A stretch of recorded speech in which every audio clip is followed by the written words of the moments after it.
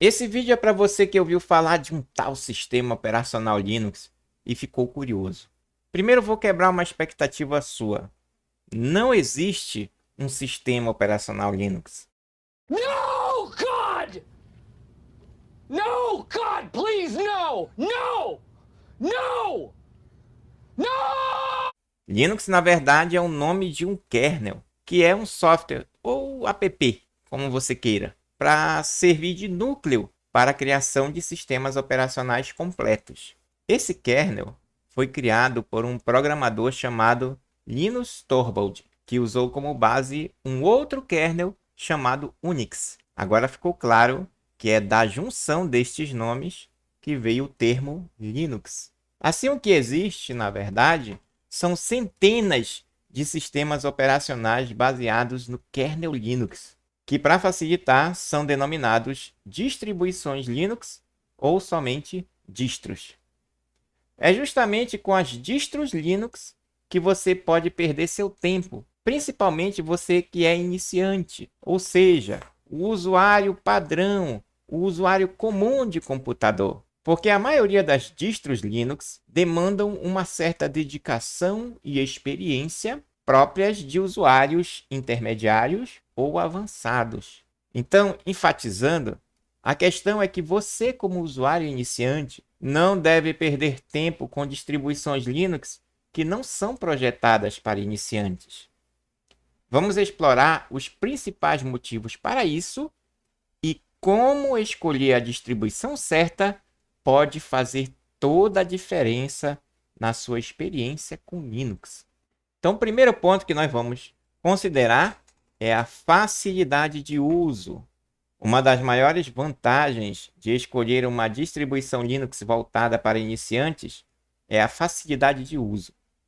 Distros como Ubuntu, Zorin OS e principalmente, digo aí, Linux Mint oferecem interfaces amigáveis e intuitivas.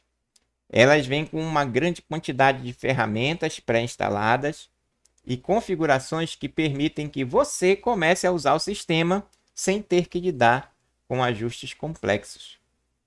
Se você optar por distribuições mais avançadas, como Arch Linux ou Gentoo, ou intermediárias como Debian ou Fedora, você pode acabar se deparando com um processo de instalação e configuração muito mais complexo.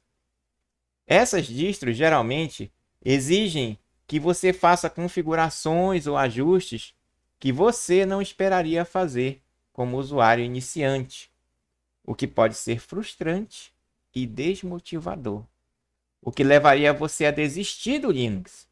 Ou talvez por isso que você até já tenha desistido do Linux. Vamos falar agora de suporte e comunidade. Distribuições para iniciantes possuem comunidades grandes e ativas. Isso significa que se você encontrar problemas ou tiver dúvidas, é mais fácil encontrar respostas e soluções. Fóruns, grupos em redes sociais e canais de ajuda são abundantemente disponibilizados para essas distros.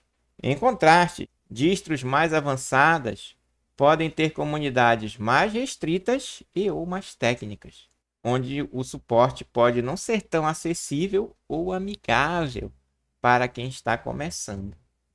Que dizer de documentação e recursos educacionais? Distribuições populares e voltadas para iniciantes geralmente possuem uma vasta quantidade de documentação e recursos educacionais. Você, por exemplo, pode encontrar vídeos aqui no YouTube. Isso inclui também tutoriais, artigos que são feitos para ajudar novos usuários a entender e resolver problemas comuns. Distros avançadas podem ter documentação mais técnica e menos voltada para o público iniciante, tornando mais difícil para você encontrar as informações que precisa. Você pode até também encontrar vídeos aqui no YouTube sobre essas distros mais avançadas, porém serão vídeos com características mais técnicas, talvez até mesmo envolvendo comandos digitados. Vamos falar agora de estabilidade e compatibilidade.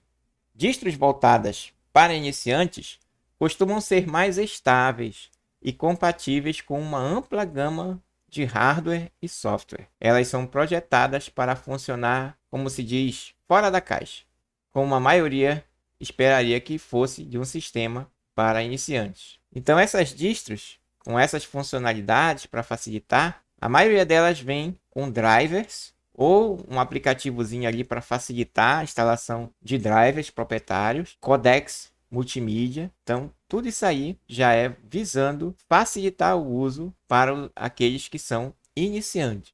Por outro lado, distros mais avançadas podem exigir que você compile drives ou ajuste configurações manualmente para garantir a compatibilidade, o que pode ser um desafio adicional se você não estiver familiarizado com o sistema. Vamos falar agora sobre uma experiência positiva.